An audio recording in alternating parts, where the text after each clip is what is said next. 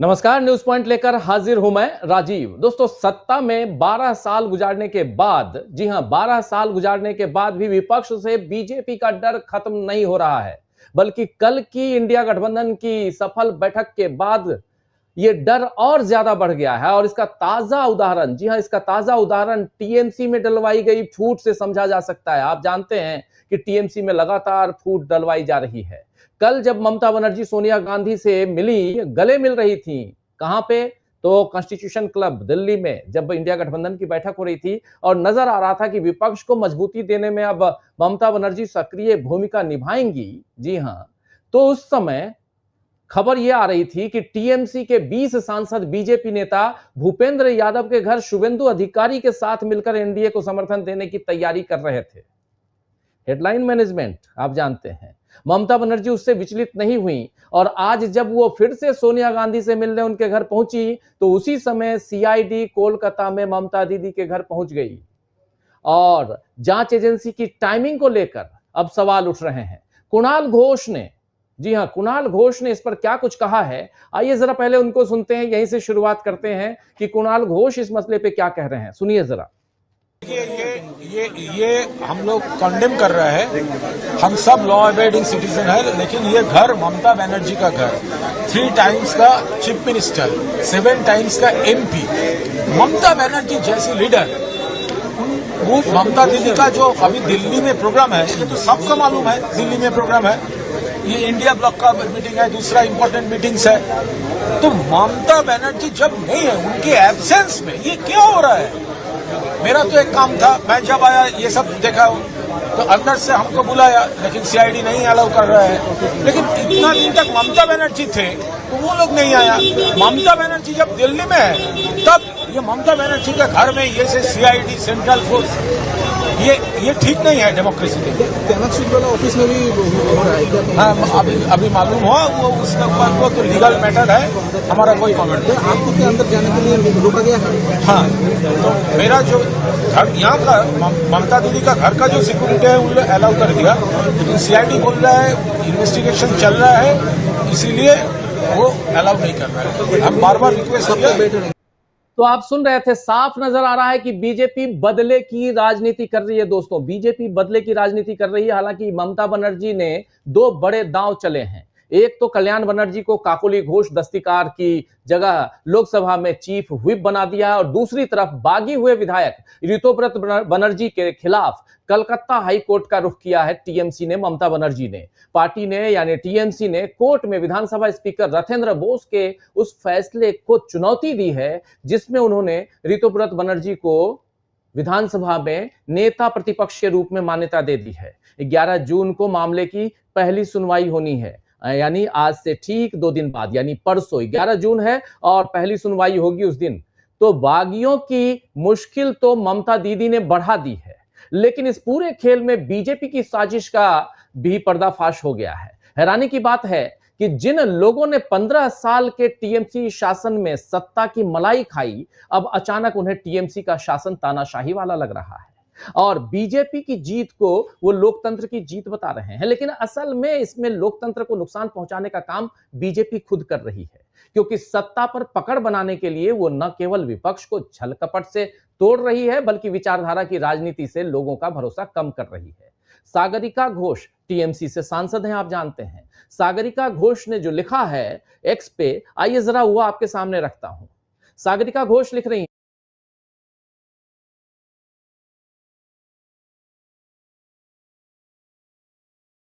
चुनाव जीतता है, लेकिन जैसे ही उस पार्टी को हार का सामना करना पड़ता है, वो उसी पार्टी और नेता का साथ छोड़ देता है। अगर आपके विचार चुनाव परिणाम के साथ बदल जाते हैं, तो क्या वे वास्तव में आपके विचार थे? सागरिका घोष ने आगे कहा है कि आप किसी पार्टी के चुनाव चिन्ह पर चुनाव लड़ते हैं, आप मतदाताओं से पार्टी पर भरोसा करने की अपील करते हैं, आप उस पार्टी के समर्थन और उसके नेताओं की अपील के आधार पर जीतते हैं और फिर पार्टी हार जाती है और आप तुरंत पाला बदल लेते हैं। तो टीएमसी में इस समय बीजेपी ने 2 फाड़ तो करवा दिया है, इसमें कोई दो राय नहीं है। एक तरफ बागी दल है और एक तरफ ओरिजिनल टीएमसी है, लेकिन देश की लोकतांत्रिक व्यवस्था और शुचिता को दांव पर भी लगा दिया गया है।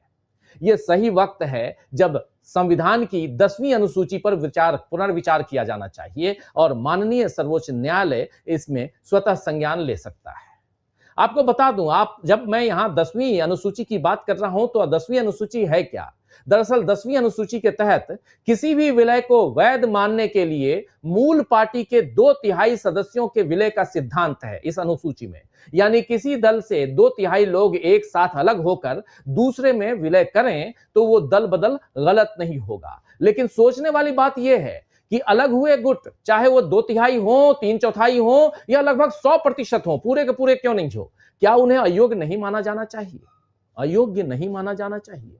कल हमने पॉडकास्ट की थी, आपने देखा होगा पॉडकास्ट अभिषेक मनु सिंघवी जी के साथ में। देश के वरिष्ठतम वकीलों में से एक हैं, तो कानून के ज्ञाता हैं ही और पॉलिटिकल भी हैं, इसलिए क्योंकि 5वीं बार राज्यसभा से सांसद हैं। उनका वो पॉडकास्ट आप जरूर देखिएगा। उसमें उन्होंने इसी 10वीं अनुसूची की जो खामियां हैं या इस 10वीं अनुसूची को लेकर जिस ढंग से यहां खेल किया जाता है उसको उजागर किया है। यानी 10वीं अनुसूची के नाम पर कैसे, अभी आप याद कीजिए कि महाराष्ट्र में क्या हुआ। आज तक महाराष्ट्र पे रिजल्ट नहीं आया है। महाराष्ट्र पे सुनवाई हुई, महाराष्ट्र में जो ओरिजिनल शिवसेना है, जो अभी उद्धव गुट है, वो सुप्रीम कोर्ट में अभी तक फैसला रखा हुआ है, एनसीपी का फैसला रखा हुआ, फैसला सुनाया नहीं गया है। तो मूल पार्टी के अनुशासन को न मानने का मतलब स्वतः पार्टी छोड़ना ही माना जाना चाहिए, तभी इस तरह का दल बदल रोका जा सकता है।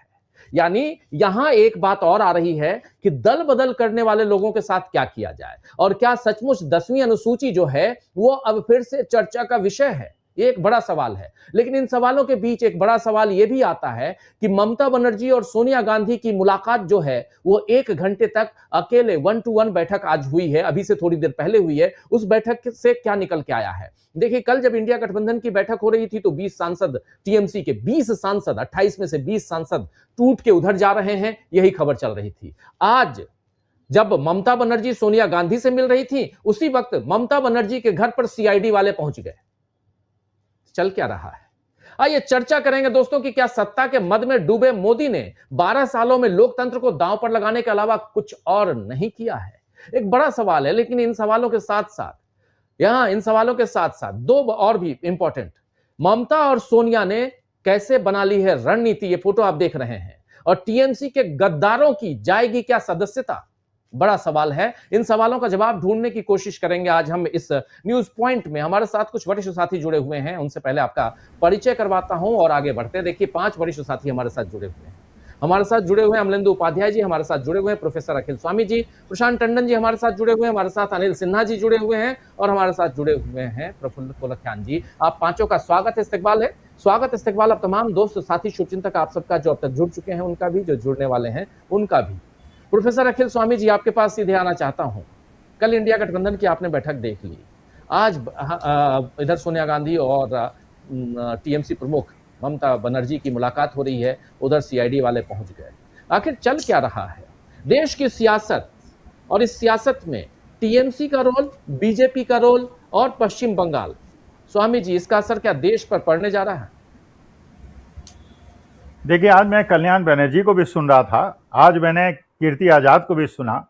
एक बड़ी अच्छी बात उन्होंने की, और ये बात की 2024 के चुनाव के पहले जो ये मेंबर ऑफ पार्लियामेंट टीएमसी के चुनाव चिन्ह पे चुनाव लड़े थे और टीएमसी के हजारों वर्कर्स ने इनके लिए मेहनत की थी, भारतीय जनता पार्टी के खिलाफ वो चुनाव जीते थे। और आज के तारीख में भारतीय जनता पार्टी की सरकार वेस्ट बंगाल के अंदर है और वेस्ट बंगाल के अंदर जो टीएमसी के कार्यकर्ता हैं उनकी पिटाई हो रही है, उनके कार्यालय जलाए जा रहे हैं। तो ये सांसदों के लिए क्या ये उचित है कि जिन कार्यकर्ताओं ने उनके लिए जान अपनी दांव पे लगा दी, उनको पिटता हुआ छोड़कर, उनके ऑफिसेस को जलता हुआ छोड़कर ये जाके समझौता कर ले? मानी बात है कि बहुत बड़े सिद्धांत की बात है। भाई, जिन लोगों ने आपके लिए इतनी मेहनत की, जिन्होंने अपना सारा जोखिम आपके लिए उठाया, उन्हें मझधार में आपने छोड़ दिया। चलिए, आपके खिलाफ केस चल रहे हैं, इससे आपको झुकना पड़ा, चलिए आपने कुछ लेन देन कर लिया होगा, लेकिन उन बेचारे कार्यकर्ताओं ने जिन्होंने आपके चुनाव चिन्ह के लिए और ममता बनर्जी के चुनाव चिन्ह पे और उनके नेतृत्व के लिए आपको वोट दिया, अगर कोई दूसरा कैंडिडेट होता तो उसको भी देते, क्योंकि उस समय उनकी निष्ठा जो थी टीएमसी के साथ थी। आज मान लीजिए, चलिए भारतीय जनता पार्टी जीत गई, तो मेरे को ये नहीं समझ में आता है कि मान लीजिए मैं गांधीवादी अपने को कहता हूं, राजीव जी, तो मैं अगर कल किसी भी कार्यक्रम में जाके गोडसे की बात करने लगूं और गांधी जी की निंदा करने लगूं, इसका मतलब यह है अखिल स्वामी या तो मर गया या बिक गया। भाई, जो सिद्धांत मैंने अपने जीवन में जीवन पर्यंत निभाए हैं, उन सिद्धांतों को मैं कैसे बदल दूंगा? मैं बाबा साहब भीमराव अंबेडकर जिंदाबाद कहता हूं, मैं संविधान की कसम खाता हूं, तो मैं संविधान को बदलने के लिए अगर ये चाह रही है भारतीय जनता पार्टी कि उनके पास 2/3 मेजॉरिटी हो जाए और उसके लिए कोई लोग निमित्त बन रहे हैं, तो क्या ये लोग इस योग्य हैं कि इनको राजनीति में रहना चाहिए? क्या जनता जिन्होंने इन्हें वोट देके जिताया है उनसे प्रश्न पूछने का और उनको दंड देने का अधिकार नहीं होना चाहिए? देखिए, ये बात बिल्कुल सही है जो कीर्ति आजाद ने भी कहा। अभी तक राजीव जी 2 दिन हो गए हैं, क्या आपको 20 सांसदों की लिस्ट मिल गई? किसी को नहीं मिली है लिस्ट, किसी को नहीं मिली है। ये केवल गोदी, ये उसी प्रकार की कार्यप्रणाली है जैसे इलेक्शन में जब काउंटिंग हो रही थी, शुरू में इलेक्शन कमीशन जो है लीडिंग नहीं दिखा रहा था, सूत्रों से पता चल रहा था कि Bharatiya Janata party clear majority की तरफ बढ़ रही है। उसके बाद इंफॉर्मेशन आना बंद हो गया, 12-1 बजे तक इंफॉर्मेशन आना बंद हो गया। जब ये पूरा माहौल बन गया कि भारतीय जनता पार्टी जीत रही है और टीएमसी के लोग या तो निरुत्साहित होकर काउंटिंग सेंटर से बाहर चले गए या उनको निकाल दिया गया, और उसके बाद भारतीय जनता पार्टी ने खुला खेल किया और जीत गए। अब वही माहौल बनाने की आप कोशिश कर रहे हैं। भाई, मानी बात है, देखिए, जो भी सांसद है दबाव तो होगा उसमें। मान लीजिए अखिल स्वामी सांसद होता और मुझे लगता कि 28 में 26 लोग तो जा रहे हैं, अब मैं 2 लोग बच जाऊंगा, तो मैं कितना भी सिद्धांतवादी होता, मुझे लग रहा है भैया ये तो देखो ऐसे ऐसे लोग जा रहे हैं जिनसे, अब जैसे शत्रुघ्न सिन्हा का नाम लिया गया, तो कीर्ति आजाद ने कहा शत्रुघ्न सिन्हा का कोई प्रश्न ही नहीं उठता। वो आदमी जिसकी इंटरनेशनल फेम है और जिसको पूरा विश्व जानता है, उसके जाने का कोई प्रश्न नहीं उठता। तो ऐसे ऐसे लोगों के नाम लिए जा रहे हैं। अच्छा, जिनके, मानी बात है कि जिन्होंने इस चीज में लीड किया उनका शारदा नारदा स्कैम में नाम था, और मानी बात है बहुत सारे लोगों का नाम होगा, बहुत लोगों को डर भी लग रहा होगा, लेकिन ये एक प्रकार का विश्वासघात है अपने कार्यकर्ताओं के लिए। जिन कार्यकर्ताओं ने जीवन को जोखिम में उठा के आपके लिए काम किया, और ये भी कीर्ति आजाद ने बताया कई लोग ऐसे हैं जो तीसरी या चौथी बार जीते हैं। इसका मतलब यह है उन कार्यकर्ताओं को धोखा देना और उनको जलता हुआ छोड़ देना और पिटता हुआ छोड़ देना और उसके बाद दल बदल कर लेना और पूरे सिद्धांत विरुद्ध अगर आप ये करते हैं। अच्छा, ये पूरे हिंदुस्तान के अंदर हो रहा है। अब खबर उड़ाने लगे हैं ये लोग IT सेल वाले कि शरद पवार की पार्टी भी टूट रही है, उद्धव ठाकरे की पार्टी भी टूट रही है। लेकिन एक चीज की मुझे खुशी है, आज के तारीख में खुशी है कि केवल यूथ कांग्रेस और NSUI ऐसे 2 पार्टी हैं, 2 से संगठन हैं जो आपने देखा दिल्ली के अंदर देवेंद्र यादव के नेतृत्व में आज आंदोलन हुआ, हजारों लोग थे। उसी प्रकार का वो दमन का कार्रवाई हुई जैसे हरियाणा के अंदर हुई थी, जैसे राजस्थान के अंदर हुई थी, जैसे मध्य प्रदेश के अंदर हुई थी। तो अच्छा, दूसरी तरफ आपने ये भी देखा कि वो अब पुणे की कॉल दे दी गई है कि पुणे में हम जाके इकट्ठा होंगे। अब देखना है कि पुणे में इनको परमिशन मिलेगी या नहीं मिलेगी। अगर नहीं मिलेगी तो क्या ये लोग वाटर कैनन को झेलेंगे, क्या ये लाठियों को झेलेंगे, क्या ये झेलने लायक स्थिति में है? और अगर इन्हें परमिशन मिल गई तो ये हमारी बात है, निर्विवाद सत्य हो जाएगा कि इनको प्रोजेक्ट करके इनको एक्सपेंशन का मौका दिया जा रहा है और भारतीय जनता पार्टी को फायदा पहुंचाने का मौका दिया जा रहा है। लेकिन असली मुद्दा तो देखिए राजीव जी, मैं तो एक चीज मानता हूं, जो गोडसेवादी हैं कह देंगे हम गोडसेवादी हैं, हम जिंदगी भर उनसे कोई शिकायत नहीं करेंगे। अब ठीक है, आप गोडसे को मानते हैं, आप हिंसा को मानते हैं, मानते रहिए। मैं गांधी को मानता हूं, मैं अहिंसा को मानता हूं, मैं गांधी और अहिंसा को मानूंगा। लेकिन मैं जिस दिन गोडसेवादी हो जाऊं और जिस दिन गोडसेवादी गांधीवादी हो जाए, उस दिन मुझे समस्या है। जो भी आपके सिद्धांत हैं, whatever your principles are, अपने प्रिंसिपल्स पे अडिग रहिए, और जो भी आपके प्रिंसिपल्स हैं उसमें तो चलिए बाद में निर्णय होगा कौन सही था कौन गलत था, लेकिन अपने सिद्धांतों को बदलना और अपने आदर्शों को बदलना, ये मेरे ख्याल से लगता है ऐसे लोग होते हैं जो बिल्कुल सिद्धांत विहीन होते हैं और जो हर चीज के लिए अपने हित में समर्पण करने के लिए तैयार होते हैं, और ऐसे लोग राजनीति में ज्यादा पाए जाते हैं। इसलिए अब मैं तो शैक्षिक जगत का आदमी हूं, हमारे यहाँ तो सिद्धांतों से समझौता नहीं होता, लेकिन मेरे ख्याल से राजनीति में सिद्धांतों से समझौता ही होता है।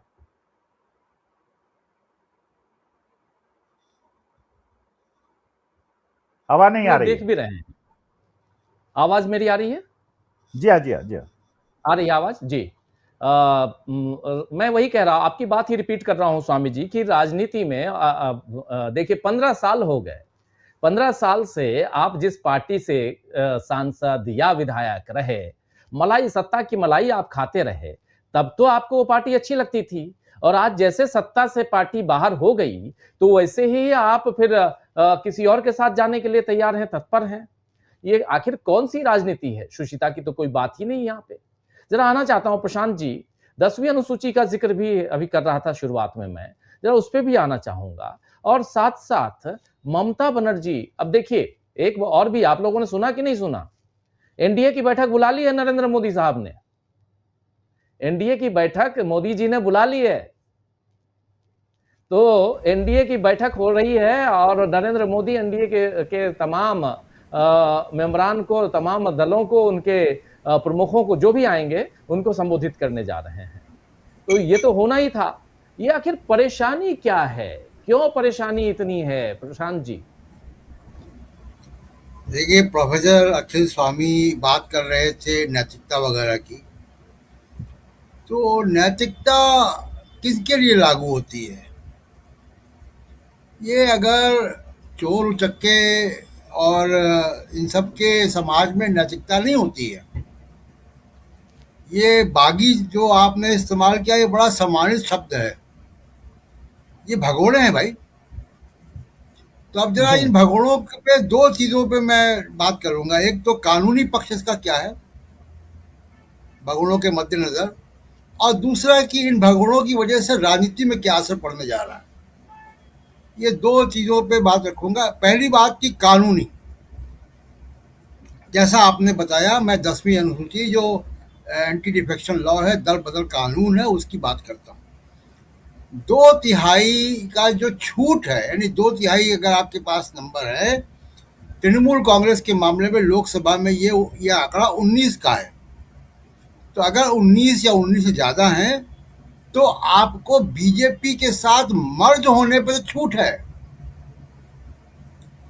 अलग से कोई गुट बनाने का कोई छूट नहीं है। तो ये भगोड़े बीजेपी के साथ अगर मिल जाए, 20 की संख्या है, तो इनको एंटी डिफेक्शन लॉ से बच जाएंगे। लेकिन अगर ये अलग ग्रुप बनाते हैं तो इसकी कोई व्यवस्था संविधान में नहीं है। इस पे लॉ बड़ा सिंपल है, साफ है।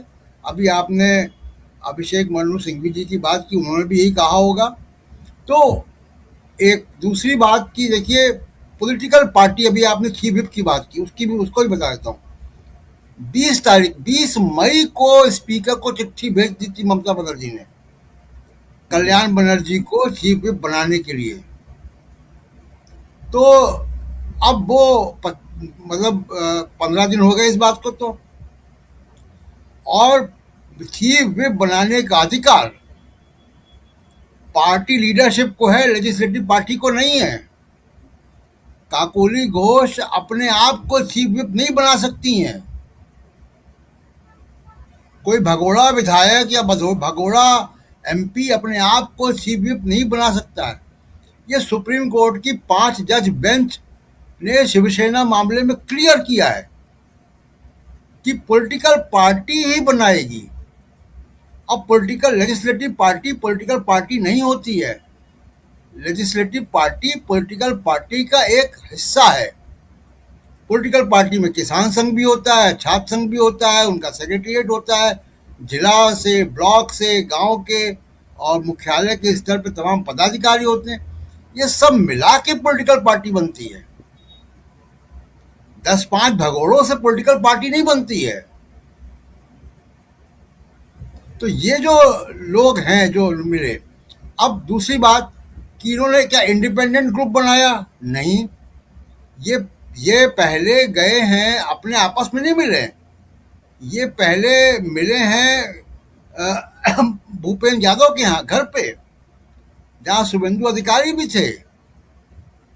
उसके बाद इन्होंने काकोली घोष ने चिट्ठी लिखी है, तो पहले ये वहां मिले हैं। तो एक बात कि काकोली घोष अपने आप को चीफ व्हिप नहीं बना सकती हैं। चीफ व्हिप कल्याण बनर्जी हैं। पॉलिटिकल पार्टी की लीडरशिप ममता बनर्जी की है, अनडिस्प्यूटेड है अभी तक। तो ये जो भगोड़े हैं, एक और मैं कानून का बता दूं, शरद यादव का आपको याद होगा। शरद यादव जेडीयू के मेंबर ऑफ पार्लियामेंट थे राज्यसभा में। और वो आरजेडी की रैली में चले गए। जेडीयू ने उनकी शिकायत की और वेंकैया नायडू उस वक्त चेयरमैन थे, उन्होंने व्यवस्था दी कि उन्होंने पार्टी का इस अनुशासन नहीं माना, इसलिए उनकी पार्टी की खुद ही उन्होंने अपनी पॉलिटिकल पार्टी को छोड़ दिया। वो इस्तीफा दे ना दें, वो पॉलिटिकल पार्टी से उनकी बर्खास्तगी मानी जाएगी। जब पॉलिटिकल पार्टी में नहीं रहेंगे तो ऑटोमेटिकली उनकी सदस्यता जाएगी, तो जो चली गई। तो ये दो केसेस बड़े स्पष्ट हैं और शेड्यूल 10 बड़ा स्पष्ट है कि भगोड़ों को अपने आप में कोई राहत नहीं जब तक कि ये मिल न जाए बीजेपी के साथ। एनडीए कोई पॉलिटिकल पार्टी नहीं है। जो चिट्ठी लिखी है उसने कहा एनडीए के साथ हम मिलना चाहते हैं। एनडीए चुनाव आयोग से पंजीकृत कोई पॉलिटिकल पार्टी नहीं है, ना इंडिया गठबंधन है। वो एक गठबंधन है, वो पार्लियामेंट के बाहर का है, पार्लियामेंट के अंदर वो पार्टी नहीं है। एक अब इसका जो पॉलिटिकल इम्पैक्ट, तो कानूनी इनको राहत नहीं है। सुप्रीम कोर्ट में अगर ओम बिरला ने फैसला अभी तक नहीं किया, देखिए ओम बिरला इसमें जो भी फैसला करेंगे वो सुप्रीम कोर्ट में जाएगा और इस पे बहुत डिटेल में सुप्रीम कोर्ट विचार कर चुका है। शिवसेना के मामले पे, स्वामी प्रसाद मौर्य के मामले पे, शरद यादव के मामले पे तमाम नज़ीरें हैं और एक भी नज़ीर भगोड़े विधायक और भगोड़े सांसदों के पक्ष में नहीं है। तो एक तो ये बात है बहुत इंपॉर्टेंट। अब दूसरी कि इसका राजनीतिक असर क्या होगा। देखिए नंबर गेम अब मायने नहीं रखता। आपके पास मेजॉरिटी है, असर इसका कहाँ होगा? असर चंद्रबाबू नायडू पे होगा, असर जेडीयू पे होगा, चिराग पासवान पे होगा, क्योंकि उनकी जो ताकत थी, बार्गेनिंग पावर, वो कम होगी। तो बार्गेनिंग पावर उनकी कम हो रही, क्योंकि अब बीजेपी, नरेंद्र मोदी आश्वस्त हो गए हैं, अब उनको जरूरत नहीं तुम निकल जाओ। तो एक तो उनकी बार्गेनिंग पावर कम होगी। नंबर गेम का अब यहाँ पे असर नहीं है, क्योंकि अगर आप संविधान संशोधन की बात कर रहे हैं, वो 362 है, वो फासला अभी बहुत दूर है। इंडिया गठबंधन की कल हमने देखा कि वो फ्लो स्ट्रेटजी की बात भी हो गई वहाँ पे। तो फ्लो स्ट्रेटजी बहुत स्ट्रांग होगी। सारे क्षेत्रीय दल बड़ा सजग हैं, अब अपने अपने को बचा रहे हैं। तो नंबर गेम में कोई फर्क नहीं पड़ रहा है, एक बात। दूसरी बात कि ये दल बदल, पुलिस का ईडी से पैसे देकर आप लोगों को खरीद रहे हैं, तो इसमें परसेप्शन मोदी का बड़ा खराब जा रहा है समाज में, देश में, समाज में, अंतर्राष्ट्रीय स्तर पे, कि ये तोड़फोड़ करने वाले लोग हैं और इनको क्या ज़रूरत है अब? क्या आपके पास बहुत पैसा है, आपके पास बहुत ताकत है ईडी की, सीबीआई की, तो आप एजेंसियों का इस्तेमाल करके पॉलिटिकल पार्टियों को तोड़ रहे हैं। इसका संदेश बहुत खराब जा रहा है। और दूसरी बात, जो हम लोग पॉलिटिकल सिनेरियो को देख रहे हैं अभी देश भर में, कल भी देखा हमने, अब देश में एक बाइनरी तय हो गई है। वो बाइनरी राहुल गांधी वर्सेस नरेंद्र मोदी हो गई है, कांग्रेस वर्सेस बीजेपी हो गई है, इंडिया गठबंधन का कल हमने एकता देख ली है। तो अब उसमें नंबर गेम का कोई सीन नहीं है। अब नंबर गेम कहीं पॉलिटिकल विमर्श में इसका कोई असर नहीं होने जा रहा है कि हमारे पास इतने हैं तो हम बड़े महान हैं, ये अब इसका असर नहीं होने जा रहा है। तो ये इसलिए ये भगोड़े राष्ट्रीय राजनीति में कितना असर डालेंगे, मुझको लगता है कि ज़ीरो असर डालेंगे, बल्कि ये घाटे का सौदा है नरेंद्र मोदी के लिए। आपको नंबर भी नहीं मिल रहे हैं, केवल एक फ़ायदा ये है कि जो आपके गठबंधन के दल हैं, चाहे वो जेडीयू हो, चाहे टीडीपी है, चाहे वो चिराग पासवान की पार्टी है, इनकी धौंस कम हो गई है एनडीए के अंदर, ये उनको नुकसान हुआ है। जी राजीव जी जी। इस बीच खबर आ रही है कि राज्यसभा चुनाव से पहले कांग्रेस को मध्य प्रदेश में झटका लगा है और मीनाक्षी नटराजन का नामांकन रद्द हो गया है। उनका एक राजीव जी, उनका एक नामांकन में एक कोई मुकदमा था तेलंगाना में, जिसका उल्लेख नहीं किया था उसको लेकर उनका स्क्रूटनी में रिजेक्ट हो गया। अब ये उनको उनका जो नामांकन भर रहे थे जो लॉयर्स थे उनकी गलती है। जी जी बिल्कुल बिल्कुल। और बीजेपी ने अपने कैंडिडेट को उतार दिया था। बीजेपी को यहाँ 10 वोट की ज़रूरत थी, अब आराम से जीतेगी। तो ये इन चीज़ों को अब विपक्ष को तो देखना पड़ेगा कि आखिर चुनाव दर चुनाव और ऐसे जहाँ बीजेपी एक एक वोट के लिए जी जान लगा देती है, वहाँ विपक्ष जो है वो क्यों नहीं ऐसा करता है। और क्या मीनाक्षी नटराजन को ये पता नहीं था कि उनका एक मुकदमा ऑलरेडी वहाँ पे था जिसका जिक्र करना चाहिए था। चलिए, और इन सब के बीच एक और जानकारी, सिर्फ जानकारी दे रहा हूँ, फिर अनिल सिन्हा जी आपके पास आता हूँ। जानकारी आप लोगों को पता ही है कि नीतीश बाबू के जो चिराग हैं, निशांत बाबू 5ही सेमेस्टर तक इंजीनियरिंग की पढ़ाई किए थे, जब अभी तक इंजीनियर कहलाते थे। लेकिन जब उन्होंने एमएलसी का फॉर्म भरा है तो उसमें उन्होंने लिखा है कि 5 सेमेस्टर, 8 नहीं, यानी 8 सेमेस्टर, मतलब उनको ग्रेजुएशन करना था, बीटेक करना था, नहीं कर पाए हैं। लेकिन अभी तक लोग यही जानते थे कि वो बीटेक हैं। चलिए, ये जानकारी है चिराग नीतीश बाबू के। और बिहार की सियासत बीच बीच में बुलबुले की तरह उभर के आती है। अनिल जी, आप तो बेहतर जानते हैं, और इसलिए मैं इसका जिक्र कर रहा था। लेकिन अनिल जी, हम थोड़ा बिहार से उधर चलते हैं, पश्चिम बंगाल की तरफ। कैसे देखते हैं? देखिए, कल भी बात हो रही थी, और कल उस पॉडकास्ट में मैंने अभिषेक सिंघवी जी से भी मैं कहा था कि मुझे ध्यान नहीं आता है कि इतनी जल्दी, महीना नहीं बीता, एक पार्टी को टोटली तोड़ दिया गया, बिखेर दिया गया। आखिर क्यों इतनी जल्दी थी बीजेपी को कि उसको, और उसके बाद ममता बनर्जी दिल्ली में तो उनके घर पे सीआईडी, कल ही आपने देख लिया कि शुभेंदु अधिकारी ने एक नोटिफिकेशन जारी कर दिया है कि सीआईडी को खुली छूट है, जहां जाना है वहां जाओ। नोटिफिकेशन जारी है वहां पे। प्रफुल्ल कोलखियान जी और अच्छे से बताएंगे, उनके पास आऊंगा आपके बाद। तो जरा समझना चाहता हूं कि क्या एक बड़ी चुनौती यहां ममता बनर्जी बनती अगर ना तोड़ते उनको, और अगर तोड़ दिए क्या उसके बाद वो चुनौती नहीं है? और इन सब के बीच नहीं, ममता बनर्जी की जी नहीं, समझिए, इसमें मुझको ये है देखने की बात कि इलेक्शन हुए अभी महीना क्या, नेक्स्ट डे से ही जो चालू किया है, ये सिग्नल है कि पूरे कंट्री को, देश को, पूरे विपक्षी पार्टियों को कि आप इसका इरादा क्या है। लोकतंत्र का मतलब, आप पार्टी हार गई, पार्टियां एक हारी हैं क्या? 2 सीटें आई थी लोकसभा में बीजेपी को, ये याद है ना आप लोगों को? 2 या 4, क्या 2 ही आया था ना? प्रशांत जी ज्यादा बताएंगे, हमको थोड़ा याददाश्त। 2 सीटें आई, अब ये 2 सीटें आई थी, और उसके बाद जो है, और इसके पहले भी और राज्यों में भी ऐसे कई बार नौबत आई कि जो सामने वाली पार्टी है बुरी तरह पीट गई। और उतने ही नहीं, ये जैसे लेफ्ट फ्रंट भी जो है, लेफ्ट फ्रंट के सामने में कई बार बुरी तरह पराजित हुई। टीएमसी भी, कांग्रेस भी, कई तरह, केरल में, यहाँ सब जगह इस तरह के कई परिणाम आए, त्रिपुरा वगैरह में भी इस तरह के परिणाम आए।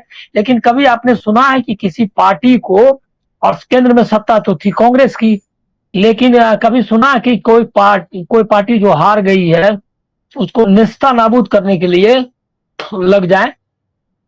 तो ये बहुत अशुभ संकेत है।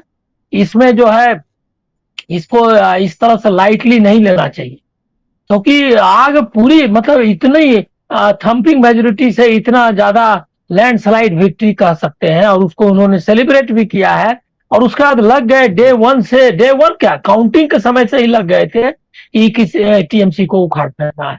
तो ये इलेक्टोरल बैटल से बाहर का बैटल इस तरह से करना, ये बहुत ही दुखद और बहुत ही चिंता का विषय है। इसको लाइटली नहीं लेना चाहिए, और उसको उस तरह से लिया नहीं जा रहा है।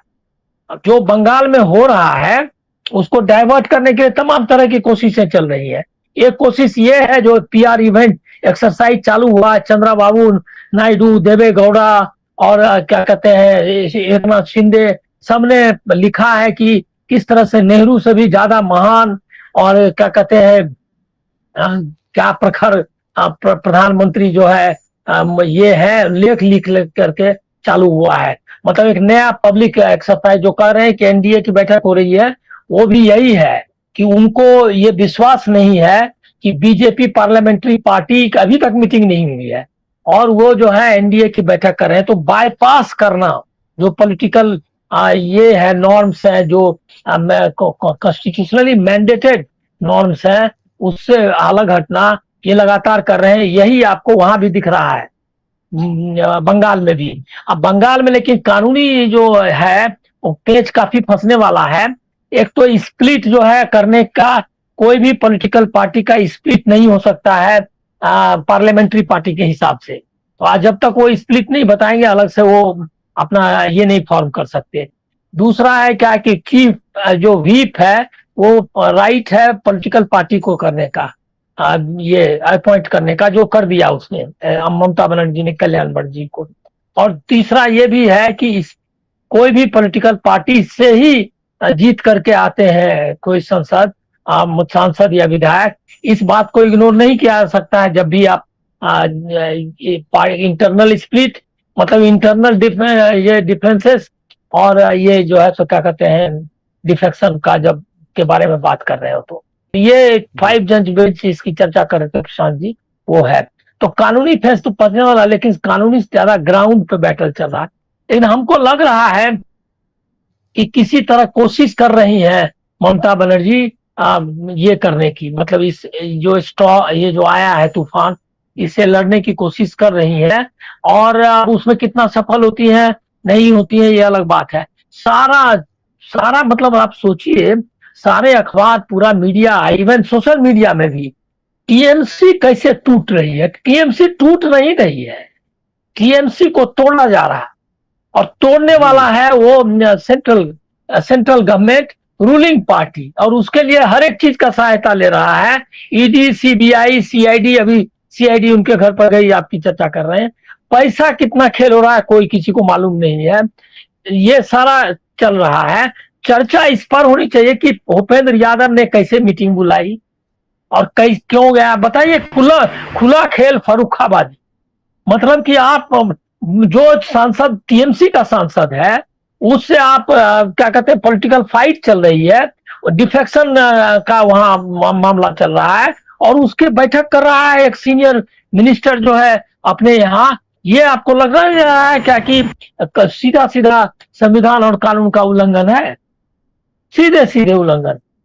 तो वो लगातार, मतलब ये मैसेज, ये सही कहा उन्होंने, उनका बार्गेनिंग पावर का मामला नहीं है, वो मैसेज दिया ये क्या कहते हैं चंद्रबाबू नायडू, चिराग पासवान और जो बाकी लोग हैं कि आप ज्यादा इधर उधर करने की या कुछ सोचने की जरूरत नहीं है और न कोई आंख दिखाने की जरूरत है। चुपचाप रहिए, आप क्या है हम बाहर से ले आएंगे लोगों को और आपकी कोई जरूरत नहीं रहेगी। ये तो पहले होना ही था कि ये इंतजाम वो 2029 के पहले डिलिमिटेशन के लिए कर रहे हैं और डिलिमिटेशन के लिए वो लगे हुए हैं कि किसी तरह ये मैनिपुलेट कर लें, क्योंकि 2029 बिना डिलिमिटेशन के लिए जाने की, चुनाव में जाने की हिम्मत नहीं है मोदी गवर्नमेंट को और मोदी जी को। तो इसीलिए इसके लिए कोशिश कर रही है। आपको और भी नजारे देखने को मिलेंगे अभी आने के वाले दिनों में। ये सब चलता रहेगा, पेपर लीक, सीबीएसई, ये सब तो ये तो गवर्नेंस का ये मॉडल है, ये मॉडल है गवर्नेंस का। ये सब भूल जाइए, रुपये की कीमत गिरना, पेट्रोल का दाम बढ़ना, अमेरिका जो है आपके बारे में कोई बयान दे देगा, आप नेतन्याहू से गलबैया करिएगा, कोई आपका स्टेचर वर्ल्ड ये में एरेना में नहीं रहेगा। और देवेगौड़ा लिखेंगे कि पूरा दुनिया में जो है डंका बज रहा है, और एक नाथ शिंदे लिखेंगे पूरी दुनिया में। जितने ये मतलब दागी पॉलिटिशियंस हैं उसी से लेख लिखवा रहे हैं। वो चंद्रबाबू नायडू वो करप्शन और सर के बारे में पूरा सर्वविदित है। देवेगौड़ा का तो पूरा परिवार जिस तरह से फंसा हुआ है और जो कारनामे उन्होंने दिखाए हैं उनके पौत्र और सबने, वो भी सामने है। तो वही से लिखवा रहे हैं। अब इसका कितना असर होगा अगर गोदी मीडिया ना रहे तो लोग ये सवाल पूछेगा कि नहीं कि ये देवेगौड़ा भैया कैसे कौन सा मतलब कौन ऐसे है सर्टिफिकेट मारते, कौन जयप्रकाश नारायण है या डॉक्टर लोहिया है या नईम नमूद्रीपाद हैं, जो उनके बात का लगेगा कि भरोसा है। ये लोग शुभ तो वही कोशिश कर, हमको लग रहा है कि हर तरीके से कंसोलिडेट करने के लिए ये जो पावर है उसकी कोशिश में लगे हैं, और लोकतंत्र को खत्म करके किसी तरह, क्योंकि अब ऐसे चलाना मुश्किल है। जो इकोनॉमी की हालत है और जो पॉलिटिकल और जो जियो पॉलिटिकल सिचुएशन है, वो उसको कंट्रोल करना या चलाना उनके वश में नहीं है। इसीलिए आप ऐसे ही कारनामों से रूबरू होंगे आने वाले समय में। जी, ये कारनामे जो हैं वो दिखाई भी देते हैं समय समय पे, और इससे और आप रूबरू अगर होंगे तो फिर देश की सियासत नहीं बल्कि लोकतंत्र की चिंता करनी पड़ेगी, और ऐसे भी कर भी रहे हैं लोकतंत्र की चिंता। लेकिन ममता बनर्जी को आखिर क्यों घेरा जा रहा है? क्या सबसे कमजोर कड़ी जो है इस पॉलिटिकल पूरे विपक्षी एकता राजनीति जो भी कह लें, उसमें ममता बनर्जी है या कुछ और है? क्या कारण है प्रफुल्ल जी? बनर्जी एक निश्चित रूप से संभावनाशील तो नेता थी, बहुत पोटेंशियल था उनमें, पॉलिटिकल पोटेंशियल की तो कोई कमी थी नहीं। ये अलग बात है कि देखिए लंबे इतिहास में जाने का भी फिर ये वक्त नहीं है। ये वक्त है कि वो जब युद्ध बिल्कुल सामने हो तो पिछली बातों को याद करने की कोई बात बनी नहीं रहती है। ये लड़ाई बिल्कुल सामने है, और जो लड़ाई हमें जितनी दिख रही है उससे ज्यादा घनी लड़ाई है। सीबीआई को खुली छूट, कोई अगर सरकार कहे कि हम पुलिस को खुली छूट दे रहे हैं, ये खुली छूट का क्या मतलब है? क्या सीबीआई तंत्र स्थापित हो गया, पुलिस तंत्र हो गया? सीआईडी या सीबीआई? सीबीआई को कहा है, सीआईडी को भी कहा। अगर सीआईडी तो ठीक है, यहाँ उसको डिटेक्टिव डिपार्टमेंट वो होता है, तो वो हर स्टेट में अपना होता है, तो खुली छूट दे दी है। सीआईडी को ही शायद कहा होगा, आप ठीक कह रहे हैं, सीआईडी को कहा तो खुली छूट, जी, तो सीआईडी को ही कहा है, तो खुली छूट दे दी है। इसका मतलब क्या हुआ कि पुलिस को खुली छूट दे दी है?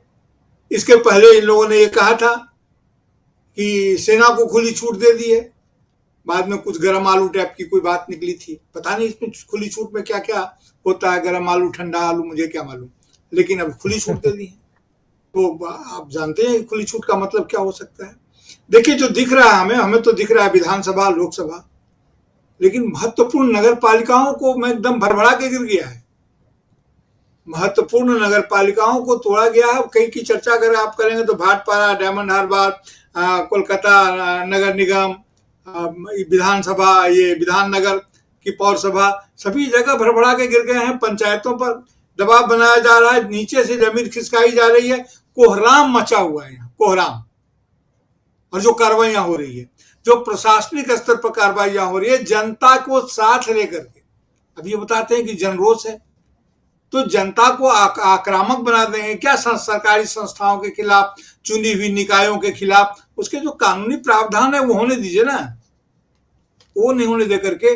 और अभी देखिए कि ममता बनर्जी के घर पर जिस ढंग से कार्रवाइयां की जा रही है, ठीक ही कह रहे थे कुणाल घोष कि उनको मालूम है कि सब दिल्ली में है, और इतनी क्या हड़बड़ी है, अभी तो बहुत वक्त है, 5 साल इनके पास वक्त है काम करने का। लेकिन ऐसा हम लोग को लगता है कि 5 साल वक्त है, लेकिन 5 साल वक्त है नहीं। नेहरू जी का टाइमलाइन क्रॉस कर गए, अब वक्त है नहीं। और अगर नेहरू जी की तरह ही अगर याद किया जाना जरूरी हो तो नेहरू जी तो नॉट आउट थे, नेहरू जी तो प्रधानमंत्री के पद पर आजीवन रहे, तो ये भी अगर रहना चाहते हो तो ये बहुत जरूरी लगता है मुझे कि मानसून सत्र बहुत महत्वपूर्ण होगा। और उसके पहले ये 2 महीना का समय है, इसमें बड़े स्तर की गिरफ्तारियां भी ये कर सकते हैं, शुरू बड़े स्तर की गिरफ्तारियों का ये शुरू कर सकते हैं। राजनीतिक साहस इनमें होगा तो वो करेंगे। आपने मध्य प्रदेश का जो बताया, उदाहरण बताया, तो तकनीकी मामला है, लेकिन मध्य प्रदेश में इसके अलावे भी इनकी निगाहों में और चीजें हैं जिसको ये करने की कोशिश करेंगे। राजस्थान से में ऑलरेडी ये सक्रिय हैं, भीतरी सुबुगाहट है। तो ये पूरी तरह से मुझे और ये लगता है कि जो लोकसभा के चुनाव हैं, ये प्रीपोन तो निश्चित रूप से अब इसके पूरे के पूरे लक्षण दिख रहे हैं। इंडिया गठबंधन में भी इस बात का एहसास मुझे लगता है कि बिल्कुल हो गया है कि लड़ाई अब बिल्कुल आमने सामने है, बेसी तर्क वितर्क के लिए जगह नहीं है। अब सिर्फ रणनीति बना करके अब कीजिए। कांग्रेस को एक अतिरिक्त दायित्व दिया गया है कि जो 40 जो पश्चिम बंगाल के जो सांसद संसदीय क्षेत्र हैं। तो पश्चिम बंगाल की राजनीति को भी कांग्रेस को यहाँ पर देखना होगा और यहाँ भी कांग्रेस और भारतीय जनता पार्टी की अब सीधी लड़ाई होगी।